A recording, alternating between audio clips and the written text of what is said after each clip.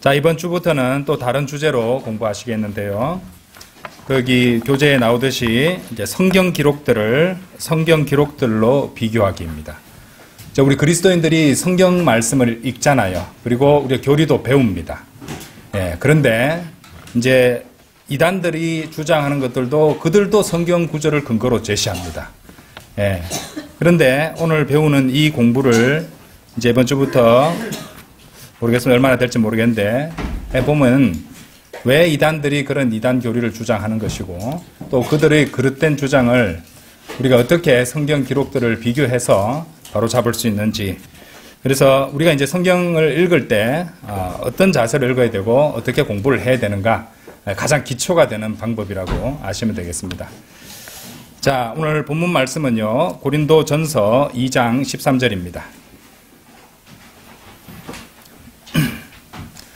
고린도전서 2장 13절.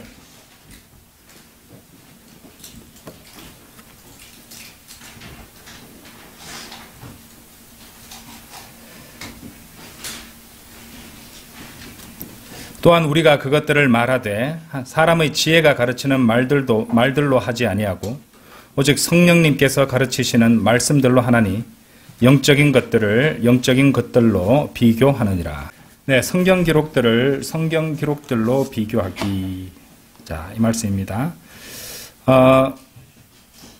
이 오전 설교에도 우리가 이제 많은 것을 배웠는데, 제가 이제 목사님하고 맞추지도 않았는데 이렇게 오전에 배웠던 내용들이 이렇게 겹치는 부분들이 나올 것입니다.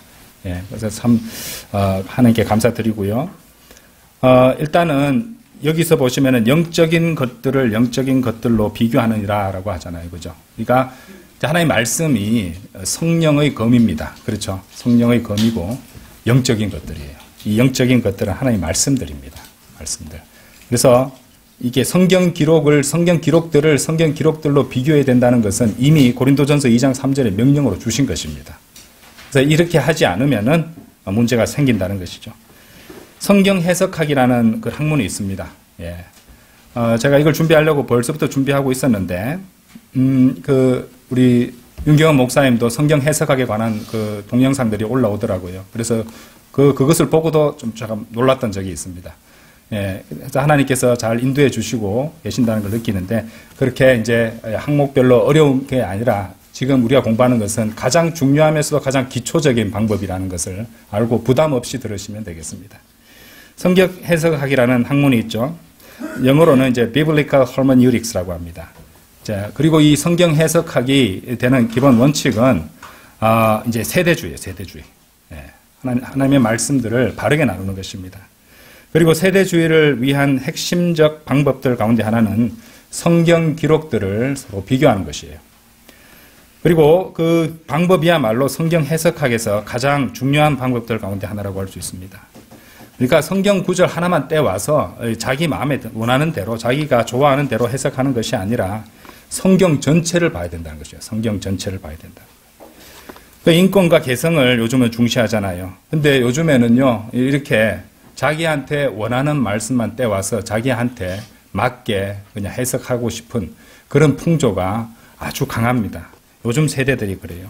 그래서 성경 전체의 말씀들, 그리고 바른 교리를 고려하지 않고, 그러니까 이제 자의적으로 자기 성향에 따라서 해석해 버리려고자 한다는 것이죠.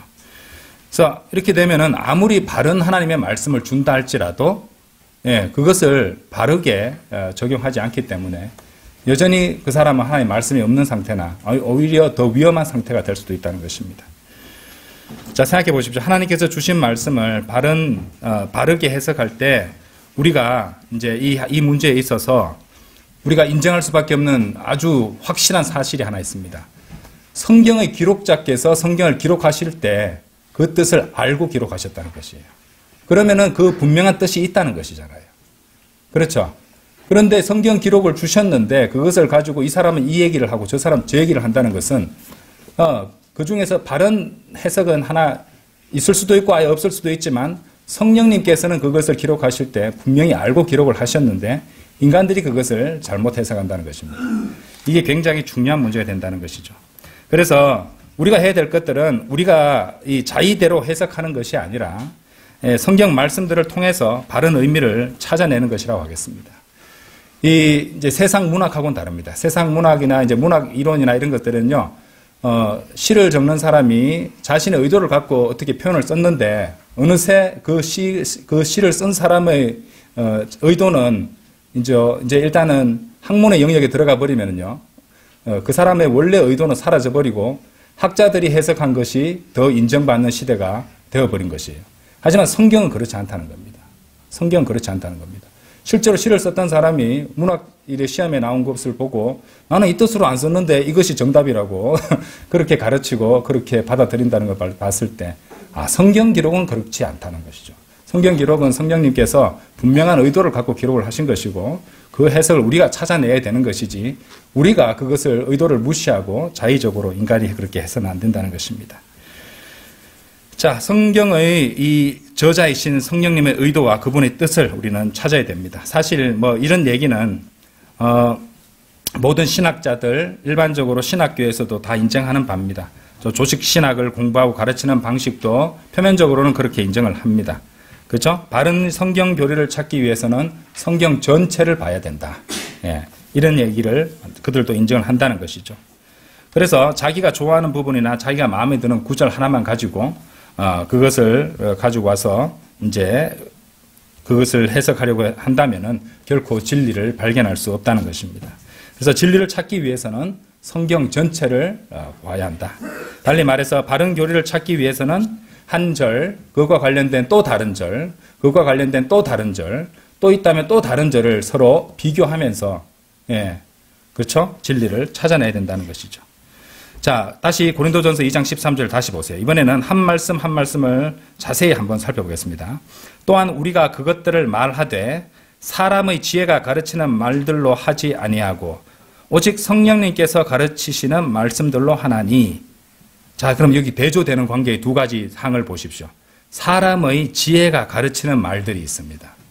사람의 지혜가 가르치는 말들이 있고 성령님께서 가르치시는 말씀들도 있단 말이죠. 그래서 성령님께서 가르치시는 말씀들로 하는 것은 영적인 것들로 비교한다고 말씀하십니다. 자, 사도 바울도 여기서 말씀들을 언급하고 있죠. 자, 그것들을 말하되 이러잖아요. 그죠? 그것들 말씀들입니다. 자, 그리고 그것이 사람의 지혜가 가르치는 말들이 아니라고 하시죠. 그러니까 이제 사람의 지혜가 가르치는 말들이란 것은 자신의 지혜, 인간의 지혜와 인간의 편견이 이제 해석에 이제 들어가는 부분들을 말하는 것이죠. 근데 이제 성경적 해석은 그렇게 해서는 안 된다는 것입니다. 세상의 지혜와 다른 인간들의 지혜도 아니라고 말씀하시죠. 그래서 사도 바울이 말하고 자신이 가르치는 그것들이 오직 성령님께서 가르치시는 말씀들이라고 분명히 밝히고 있다는 것이죠. 자, 지금 제가 설명드리고 있는 것은 하나님의 말씀들을 그대로 전해드리는 것이죠. 그리고 언제나 그렇듯이 우리가 하는 성경 공부는 바로 그 성경 말씀들을 그대로 전달하는 것이지 제 개인적인 사견이라든지 제 신념에 따라서 말씀드리는 것이 아닙니다. 그러면 어떻게 성경의 진리를 찾을 수 있는 것인가? 처음부터 계속 강조해온 바 13절 후반부의 핵심입니다. 그 핵심이 나와요. 영적인 것들을 영적인 것들로 비교하느니라. 그죠? 말씀이, 하나님의 말씀들이 영적인 것들이에요. 성령의 검이라고 했잖아요. 비유될 때. 그렇죠? 그러니까 성경 기록들을 성경 기록들로 비교해야 된다는 것이죠. 여러분들은 하나님의 영적인 말씀들을 갖고 있습니까? 여러분 그거 믿으세요? 하나님의 영적인 말씀들이라는 거 믿으시죠? 예. 그처럼 이 성경은 영적인 책이에요. 그러면은 성경 기록을 성경 기록으로 비교하는 것이 참으로 옳은 것인지 실제로 확인해보고 증거를 찾아보겠습니다. 성경 기록들을 성경 기록들로 비교하는 것이 타당한 이유는 방금 살펴본 고린도전서 2장 13절에서 잘 나와 있었죠. 영적인 것들을 영적인 것들로. 그러니까 성경 기록들을 성경 기록들로 비교해야 된다는 것이죠. 이것이 원칙입니다. 단 한 절을 가지고 바른 교리를 찾을 수 없습니다. 그것이 가능한 것처럼 보일 때도 있을 것입니다. 그런데 대부분은 그렇게 할 수 없습니다. 실제로 대부분의 교회들에서 인정하는 우리 이제 믿음의 기초 사항들, 기본 이제 믿음 사항들 있잖아요. 기본 교리들도 사실 너무도 단순하고 누구나 이의 제기하지 않을, 누구나 동의할 그런 이렇게 기초 교리나 기초 믿음 사항이라 할지라도 실제로 그것을 추적해 보면요, 성경 기록들로 비교해야만 정립할 수 있는 교리들입니다. 그것을 아셔야 된다는 것이죠. 단지 한 줄로서 되는 것이 아닙니다. 예. 만일 여러분이 성경 교리를 정립하기 위해서 단지 한 절만을 이용한다면 마귀가 그렇게 하는 여러분을 이용하게 될 것입니다. 예. 성경 한 절만 가지고 그것을 잘못 적용하면은 마귀적이 될 수 있는 것이고, 성경 한 절만 가지고 그것을 주장하고 하는 것이 바로 마귀가 좋아하는 방법이기 때문입니다. 마귀도 하나님의 말씀들을 다룹니다. 다루는데 잘못 다루죠. 마귀가 하나님의 말씀들을 어떻게 다루느냐, 우리 성경에 나와 있습니다. 자, 이렇게 쉽게 말해서 이른바 한 개의 선택 구조를 이용해서 자기 눈에 옳은 성경 교리를 만드는 것이죠. 그러니까 자기 생각과 자기 목적이 딱 정해져 있고요. 그것에 도움이 될 만한 걸 아무 데나 하나 끌어오는 겁니다. 그 와서 이제 그걸 근거 주절로 제시한다는 식입니다. 예, 이것이 마귀가 사용하는 방식이에요. 예. 자, 증거 제시하겠습니다. 마태복음 4장 열어보십시오. 자, 그러면 마귀적인 이제 성경 기록들 해석 방식이 어떤 것인지 마태복음 4장.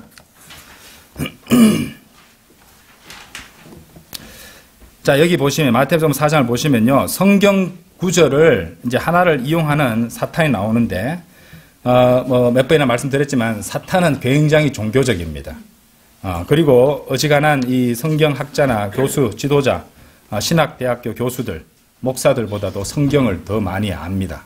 예, 아는데 적용을 바르게 하지 않죠. 예, 참으로 사탄도 성경을 인용할 수 있습니다. 우리 마태복음 4장에 보면 사탄이 성경을 인용하잖아요. 그렇죠? 이제 사탄적인 성경 해석과 사탄적인 성경 인용이 어떤 것인지를 우리가 이 말씀을 통해서 알 수 있다는 것입니다. 자, 마태복음 4장 5절부터 보실게요. 5절. 그때 5절부터 보겠습니다. 그때 마귀가 그 거룩한 도성으로 그분을 데리고 올라가서 성전의 높이 솟은 부분 위에 그분을 세워두고 그분께 말하기를, 만일 네가 하나님의 아들이면 스스로 뛰어내려보라. 이는 기록되기를. 성경 기록을 갖다가 언급합니다. 마귀가요, 사탄이요. 그분께서 자신의 천사들에게 너에 관한 명을 내리시리니 그리하여 그들이 자신들의 손으로 너를 떠받쳐서 어느 때라도 네가 너의 발을 돌에 부딪히는 일이 없게 하시리라 하였기 때문이라 하니라. 그러니까 이제 예수님을 상대하기 위해서는 말씀으로 다른 것을 다 치우고 결국에는 말씀으로 이제 다가서는 겁니다. 지금 그렇죠? 그러니까 이렇게 말씀을 이제 제시하면은 받아들일 수밖에 없겠지. 그렇게 생각하고 마귀는 이 한 절을 가지고 예수님께 다가왔을 것입니다. 이 부분에서 말입니다. 그런데 예수님의 반응이 어떤 것이었어요? 그래, 성경 말씀에 나와 있으니까 네 말이 맞아. 그래, 지금 뛰어내릴까? 이렇게 하셨어요? 아니죠. 예. 그러니까 주님께서는 7절에서 주님께서 말씀하시는 거 보십시오. 예수님께서 그에게 말씀하셨으니, 자, 이때까지 우리 바이블 빌리버들도 무심코 지났던 부분을 제가 한번 지적해 보겠습니다. 신경을 읽으셨겠지만 신경을 많이 안 쓰셨던 부분. 또 보이세요? 또라는 단어 보이십니까? 예, 그죠? It is written again. 그죠? 또 기록되기를. 너는 한 구절만 말했지만은 또 다른 구절이 또 있다. 무슨 말인지 아시겠어요? 또 기록되기를. 사탄은 한 구절을 가지고 자기 목적을 갖다 성취하기 위해서 예수님께 제시했는데, 예수님은 성경 구절을 또 기록되기를. 너 그거 하나만 가지고 하는 거 아니다. 잘못된 것이라는 것을 보여주십니다. 또 기록되기를 너는 주 너의 하나님을 시험하지 말지니라 하였도다 하셨느니라. 그러니까 주님께서 하셨던 일은 말씀을 또 인용하셨다는 것이죠. 그럼 어떻게 하나의 특정 선택 구절이 틀렸다는 것을 알 수 있었습니까? 그죠? 다른 성경 구절을 갖다가 제시를 함으로써 그것을 더욱 정확하게 만드는 거죠. 더욱 완전하게 만드는 것이고. 그렇죠? 세상에는 수없이 많은 이단들과 교회들이 있습니다. 그들은 자신들이 틀린 교리를 주장하기 위해서 이제 각각 내세우는 하나의 구절들이 있습니다. 예, 그런 거 있죠? 예. 무슨 그리스도의 교회 하고 뭐 이렇게 보면 자기들이 자기들의 이단 교리를 증거하기 위해서 자기들도 증거 구조를 다 올려놓습니다. 그죠? 예. 하나씩 올려놓는다 이 말입니다. 그런데 그 구절이 틀렸다는 것을 어떻게 증명하는 것입니까? 주님처럼 하는 거예요. 주님이 보여주시잖아요. 또 기록되기를. 성경 기록들을 성경 기록으로 비교하라고 말씀하신 거죠. 그렇죠? 그러면은 그들에게 속아 넘어가지 않는다. 이 잘못된 이단 교리가 무너지게 된다는 것을 보여준다는 것입니다.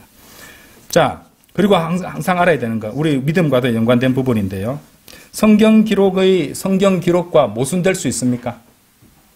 성경 기록과 성경 기록이 모순될 수 있나요? 모순될 수 없습니다. 야, 여기서 출발하면 다 해결됩니다. 이 세상 학자들은 모순이 된다고 생각하는 사람들이 있어요. 그러니까 어떻게 돼요? 하나님을 자기들이 도와줘야 되겠죠. 내가 하나님 도와드려야지 하면서 어떻게 합니까? 하나님 말씀에 손을 대서 바꾸는 거예요. 예.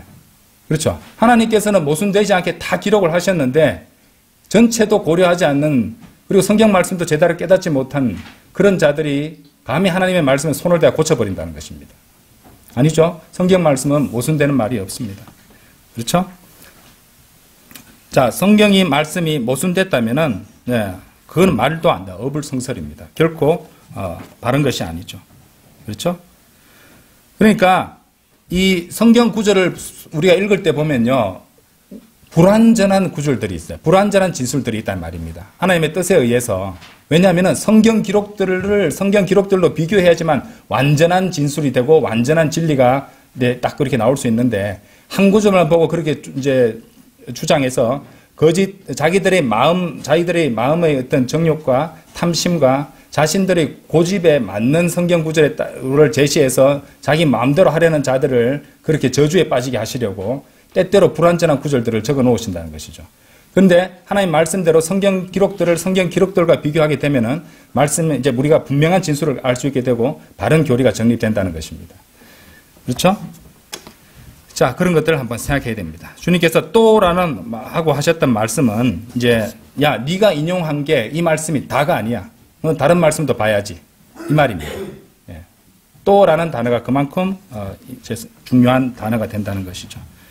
이 또라는 단어는 지금 예수님께서 사탄을 상대하시면서 성경 기록들로 비교하고 계신다는 것을 우리에게 보여주고 있는 것입니다. 이제부터는 이 또라는 단어도 유심히 보시기 바랍니다. 아, 하나님께서, 그러니까 중친을 꼬신 하나님이신 예수님께서 왜냐하면 사탄은 우리로 하여금 성경 기록들을 읽을 때 이런 식으로 그릇된 결정을 내리도록 요구할 수 있거든요.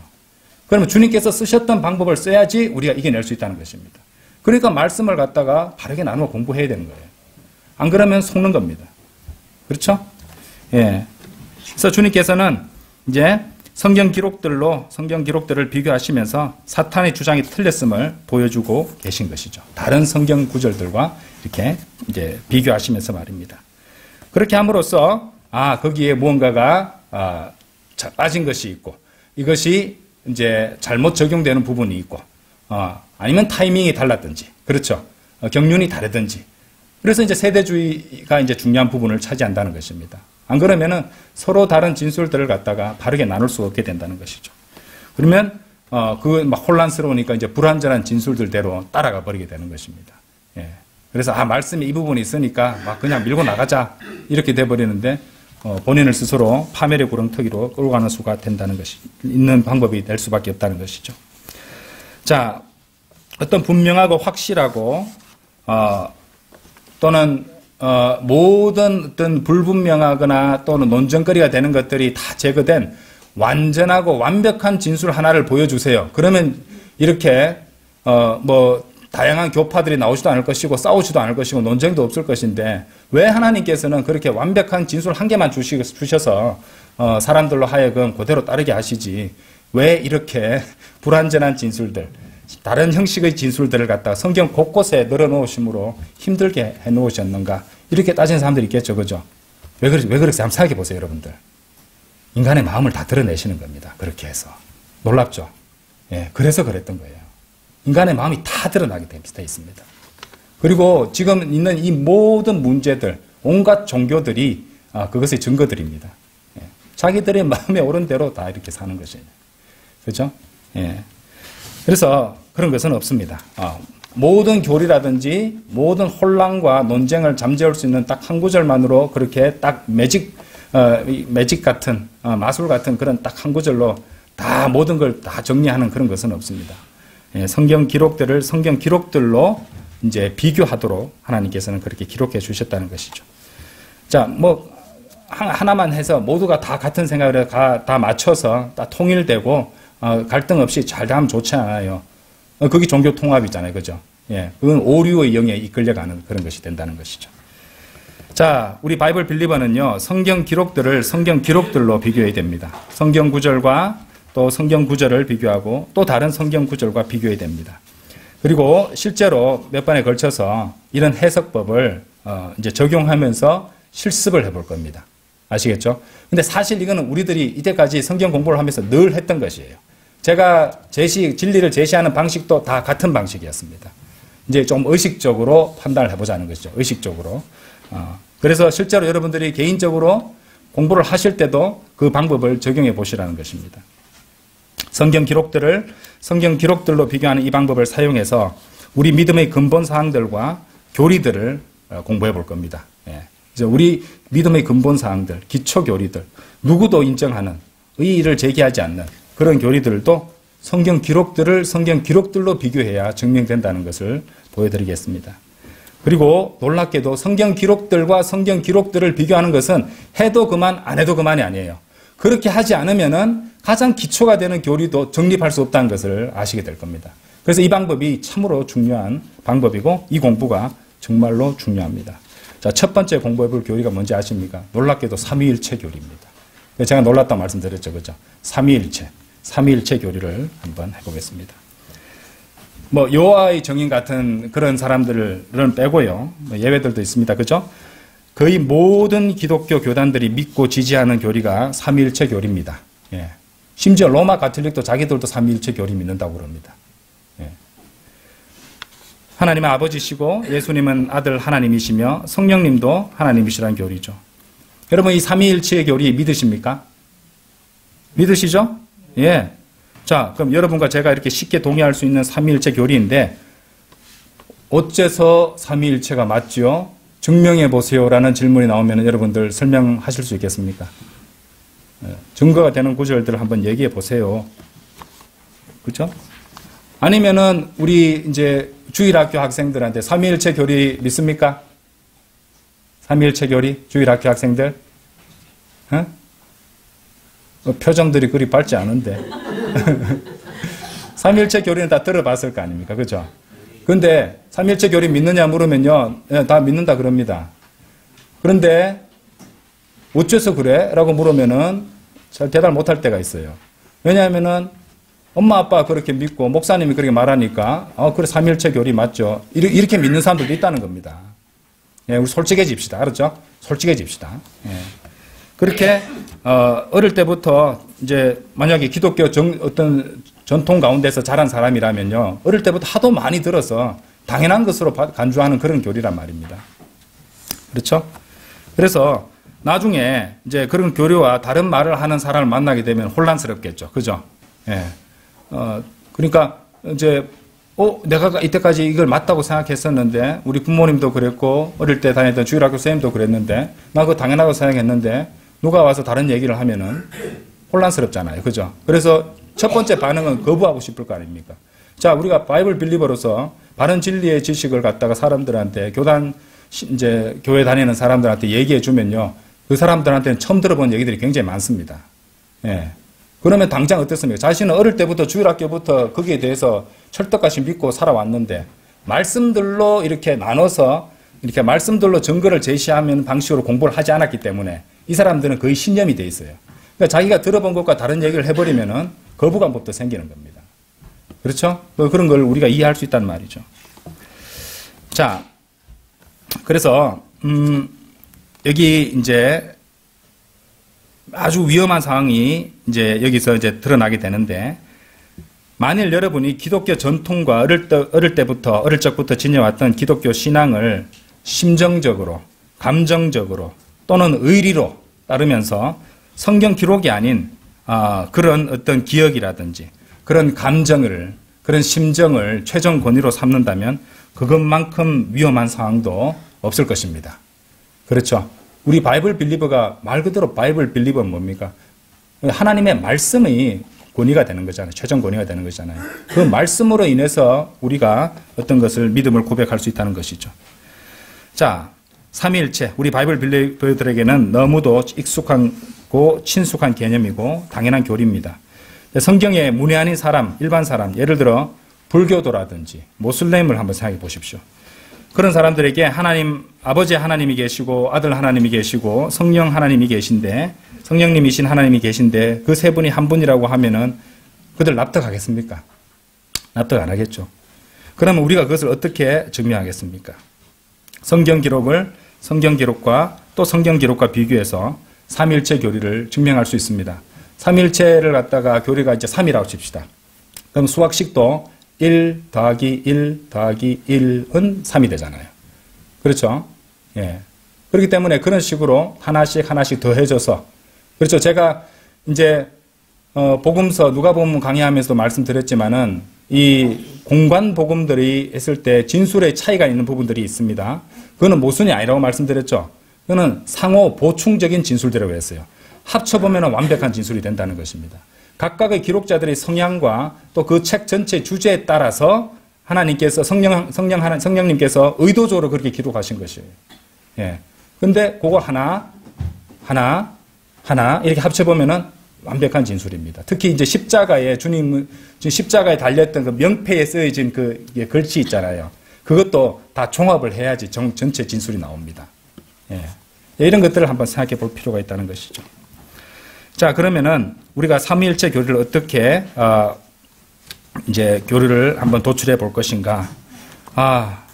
또 이제 물론 이런 건 제일 좋겠죠. 삼위일체 교리를 완전하게 담고 있는 진술 한 개를 하나님께서 완벽한 진술 하나만 딱 두면은 깔끔하게 지나갈 것인데, 예? 왜 하나님께서는 이렇게 하셨을까? 물론 제가 삼위일체 교리에 대한 어떤 증거 구절을 한번 제시해 보라고 말씀드리면은 여러분 떠오르는 구절 있죠. 예. 우리 이제 바이블 빌리버들은 잘 아는 구절이 있기는 있습니다. 그런데 이렇게 놀라운 것은 삼위일체를 믿는다고 하는 이 교단 교회를 다니는 분들, 그리고 개역 성경, 변개된 성경을 쓰는 분들이 삼위일체를 자기들은 믿는다고 말하면서도 그 가장 유력한 구절이 변개되어 있다는 것이에요. 자기들이 보는 성경에는. 예. 그렇죠? 많은 현대 역본에서 삭제 내지 변개가 되어버려서 찾을 수 없다는 것입니다. 그러니까 성경 구절과 성경 구절을 함께 비교하는 방법이 없다면은, 예, 모든 것을 담고 있는 한 구절을 통해서 삼위일체 교리를 정립하는 그런 구절은 불가능합니다. 없습니다.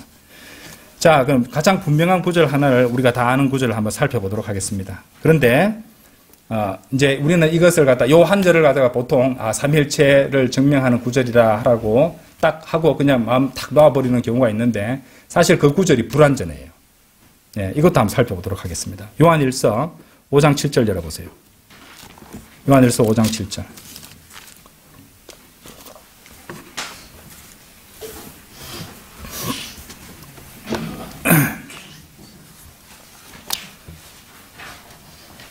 자, 요한일서 5장 7절 이것을 볼 때는 킹제임스 성경으로 봐야 되지 변개된 역본들을 또 개역 성경 같은 보면은 제대로 안 돼 있습니다. 예. 그러니까 킹제임스 성경으로 보셔야 돼요. 요한일서 5장 7절 이는 하늘에서 증거하시는 세 분이 계시니, 세 분 나왔습니다. 아버지와 말씀과 성령님이시며 이 세 분은 하나이시기 때문이라 라고 했습니다.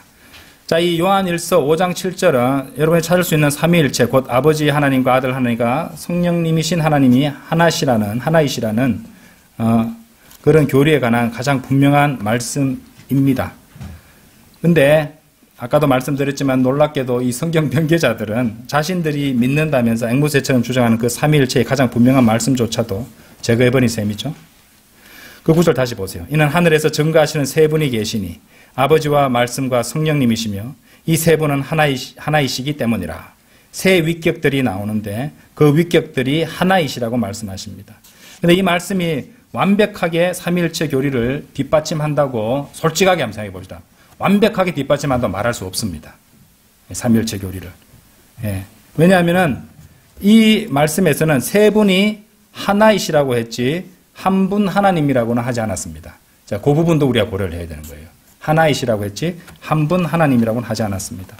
또 성경에 이 다른 곳에서는요. 왜냐하면 하나이라는 그 표현만 가지고는 삼위일체 교리를 정립할 수 없어요. 왜냐하면 제가 그럼 증거를 반론을 제기하겠습니다. 고린도전서 6장 17절 열어보세요. 고린도전서 6장 여보세요. 그러나 주와 결합된 자는 한 영이라 라는 표현이 있죠. 그죠? 주와 결합된 자는 한 영이라 라는 표현이 있습니다. 예. 그렇다면 구원받은 우리도 삼위일체에 포함된다는 말이 되고 우리가 또 하나님이 된다는 말입니까? 그건 아니잖아요. 그렇죠? 그건 아니란 말입니다. 자, 또 있습니다. 요한일서 5장 7절로 다시 돌아와 보세요. 단순히 하나이시다. 이것만 가지고는 세 분이 한 하나님이시라는 교리를 정립할 수 없다는 거 이제 이해하셨죠? 그죠? 왜냐하면은 아까 고린도전서 그렇죠? 그 6장 17절 말씀 주와 결합된 자는 한 영이라. 알잖아요. 우리가 이제 남편과 아내가 이제 육체적 관계를 가지면은 결혼이 성립됩니다. 그럼 한 몸이 되는 겁니다. 그렇죠? 자, 우리는 영적으로는 주와 결혼한 셈입니다. 그렇기 때문에 한 영이라고 하신 것이에요. 그 영적인 결합이죠. 그렇죠? 우리는 이제 육체과 이제 부부는 한 육체가 한 몸이 된 것이고요. 예, 그렇죠? 예. 그런 걸 구분 못하는 게 어디입니까? 로마 가톨릭이에요. 결혼 안 하잖아요. 예? 하나님과 결혼했다고 수녀들은 결혼 안 하잖아요. 그 구분 못한 거죠. 영적인 그 결합과 그렇죠? 이건 이제 다른 주제니까. 어쨌든 이제 다시 요한일서 5장 7절을 돌아오시면은 여기 한번 보세요. 자, 또 다른 이제 문제가 발생하는데 요한일서 5장 7절의 말씀이 예수님인 줄 우리가 어떻게 알 수 있습니까? 이 말씀에서. 이 말씀만 가지고는 말씀이 예수님이라는 걸 알 수 없습니다. 그렇죠. 그 한 절 가지고 끝나는 게 아니라 이 말입니다. 성경 기록은 그냥 말씀이라고 했지 않습니까? 그렇죠? 아버지 하나님, 아들 하나님, 성령님 하나님 이 세 분이 하나라고 이제 그걸 말씀드린 것은 제가 말씀드린 거잖아요, 지금. 그죠? 근데 이 말씀은 요한일서 5장 7절은 말씀이라고 했어요. 말씀. 이 말씀만으로 삼위일체를 증명할 수 없습니다. 이 말씀만으로는. 삼위일체의 중요한 부분들을 담고 있기는 하지만. 예. 그러니까 한 구절만 봐서는 안 된다는 말이에요, 제 말은. 그렇죠? 예. 자, 바이블 빌리버는요, 성경 말씀들을 직접 확인하고 그 말씀들로 자신의 믿음을 정립하고 또 지키는 사람들입니다. 아무리 바이블 빌리버 목사라고 해서 성경 말씀은 보지 않고 그들의 말들만 앵무새처럼 따라하고 받아들이면 안 됩니다. 여러분, 반드시 기억하세요. 세상 사람들은 보면은 이렇게 교회 다니는 분들 보면은 우리 목사님 이렇게 나 이렇게 해야지. 목사님 이렇게 해서 이렇게 해야지. 우린 그런 사람들 아닙니다. 바이블 빌리버 목사도 얼마든지 말 실수할 수 있습니다. 그렇죠? 그러니까 우리는 어디에 정립해야 돼요? 하나의 말씀이라는 거예요. 한 말씀. 예. 이거 굉장히 중요합니다. 그리고 성경 공부를 할 때도 정말로 그 말씀이 그렇게 말씀하시는지 성경 교사하는 말이 거짓말은 아닌지 말씀들을 갖다 분명히 확인하면서 가셔야 된다는 것이죠. 이 기본 방법이에요. 기본 자세고. 안 그러면 속게 됩니다. 왜? 마귀가 있으니까. 예. 목자도 마귀에게 속을 수 있어요. 그거 알고 계셔야 됩니다. 자, 우리 바이블 빌리버 목사들은 이제 하지만 거의 항상 말씀을 뒷받침하면서 말씀을 선포하잖아요. 그죠? 그게 기본 방법입니다. 우리 바이블 빌리버들은. 그렇죠? 항상 근거 말씀을 제시합니다. 그러면 이제 그때 성도들도 그 근거가 되는 말씀들을 하나하나 확인하면서 받아들이고, 이제 자신의 마음에 그 말씀들을 갖다 이제 묶어둬야 되는 것이죠. 예. 말씀으로 이제 탁 깨닫게 된 것들은. 그렇게 해야지 그 말씀들로 인도받을 수 있고, 보호받을 수 있고, 주님과 교제를 나눌 수도 있고. 그렇죠? 예. 자, 그럼 어떻게 해야 되는가? 하나하나 확인해 보면서 알아보도록 하겠습니다. 일단은 요한일서 5장 7절 말씀. 우리가 알고 있는 배경 지식 이런 거 다 걷어내고 말씀만 가지고 한번 파악해 보면서 추적하자 이 말입니다. 그렇죠? 아버지와 말씀과 성령님이 나오십니다. 자, 일단 우리가 이 말씀에서 확인할 수 있는 것은 그 셋이 하나라는 점이죠. 아버지와 말씀과 성령님이 하나입니다. 자, 여기까지는 이 말씀에서 우리가 얻을 수 있는 진리죠. 아버지와 말씀과 성령님은 하나다. 근데 여기에 아버지 하나님, 성령 하나님은 확인할 수 있었어요. 그런데 우리는 이 말씀이 이 말씀에서 말씀이 예수님인 것은 우리가 알 수 없습니다. 이 말씀만 가지고서는. 그렇죠? 그렇기 때문에, 이제 충분치 않기 때문에 말씀이 예수님인 것을 다른 성경 구절, 성경 기록으로 우리는 확인해야 된다는 것입니다. 그렇죠? 그러면은 다른 기록으로 확인할 수 있다면은 우리가 삼위일체의 교리를 성경 기록들로 정립할 수 있을 것입니다. 자, 제가 어디로 갈까요? 요한복음 1장으로 갑니다. 아시는 분 다 아시죠? 그죠? 요한복음 1장. 예. 그러니까 우리는 이제 많이 공부하고 많이 읽고 했기 때문에 이제 기정사실이 되고 완전히 다 알고 있는 것이 되지만은 모르는 사람, 처음 듣는 사람한테는 우리가 설명도 해줄 수 있어야 되잖아요. 그렇죠? 예. 그러니까 정확하게 말씀으로 정립을 해 둬야 된다는 것입니다. 자, 요한복음 1장 14절입니다. 그런즉 그 말씀이 육신이 되어 우리 가운데 지내셨으니 우리가 그분의 영광을 보았는데 아버지의 독생자로서의 영광이라 은혜와 진리가 충만하였더라. 이렇게 말씀하십니다. 그렇죠? 자, 여기서 이 말씀이 예수님이시라는 것을 우리가 증거 구절로서 취할 수 있습니다. 그렇죠? 말씀이 육신이 되어 오셨고, 그렇죠? 아버지의 독생자로서의 영광이다. 그렇죠? 예. 자, 언제 그 말씀이 육신이 되어서 우리 가운데 지내시게 되었습니까? 예수님의 초림 때를 말하는 것이죠. 자, 그 말씀이 누구시라는 것이죠? 자, 15절 보세요. 요한이 그분을 증거하고 외치며 말하기를 이분이 내가 말한 그분이시니 내 뒤에 오시는 분은 나보다 우선 되시느니라. 이는 그분께서 나보다 먼저 계셨기 때문이라 하였더라. 자, 쭉 가셔서 29절 보세요. 다음날 요한이 자신에게 오시는 예수님을 보면서 이같이 말하니라. 세상 죄를 제거하시는 하나님의 어린 양을 보라. 그렇죠? 침례자 요한이 이제 그 말씀에 대해서 선포하고 있었고 그 말씀이 바로 예수 그리스도셨습니다. 자, 그럼 가장 확실한 구절 1장 30 요한복음 1장 잠시만요. 1장 34절입니다. 4절. 1장 34절. 이제 나오죠. 그리하여 나는 이분이 하나님의 아들이심을 보았고 또 확증하였느니라. 붐! 끝났죠? 예. 그래서 말씀이 바로 하나님의 아들이시구나라는 것을 요한복음 1장의 말씀들로 확인할 수 있었다는 것입니다. 34절에서는 아예 대놓고 이분이 하나님의 아들이심을. 그렇죠? 예, 14절에서는 말씀 육신이 돼서 이제 초림 때 오신 분이라고 말했고 15절에서는 이분이 내가 말한 그분이라고 하셨고 29절에서는 세상 죄를 제거하시는 하나님의 어린 양이라고 했는데 요한복음 1장 34절에서는 이분이 하나님의 아들이심을 보았고 또 확증하느니라. 그래서 완전하게 말씀이 하나님의 아들이시라는 것을 증명했습니다. 자, 이 요한복음 1장 말씀을 통해서 우리는 말씀이 하나님이시구나, 하나님의 아들이시구나. 이제 이 정확한 진리를 찾게 되었다는 것이죠. 자, 이제 우리는 예수 그리스도께서 말씀이심을 확고하게 알게 되었습니다. 이제 성경 기록들을 정리해 봅시다. 요한일서 5장 7절을 통해서 우리는 아버지 말씀 그리고 성령님이 하나시라는 걸 확인했죠. 그리고 요한복음 1장의 말씀들을 통해서 특히 14절과 34절을 통해서 말씀이신 예수님이 하나님의 아들이심을 확인을 했습니다. 그죠? 이제까지 우리가 정립한 내용은 아버지와 아들과 성령님이 하나라는 진리였어요. 그렇죠? 아버지와 아들과 성령님이 하나라는 진리였어요. 그런데 아직 완벽하지 않습니다. 그 셋이 하나라고 했지 한 하나님이라고는 하지 않았습니다. 그렇죠? 셋이 하나라고 했지 한 하나님이라고는 하지 않았어요. 아직 성경 기록으로 확인하지 못했기 때문이죠.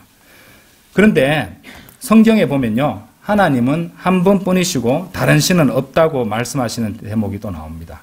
에베소서 4장 한번 가보시죠. 에베소서 4장.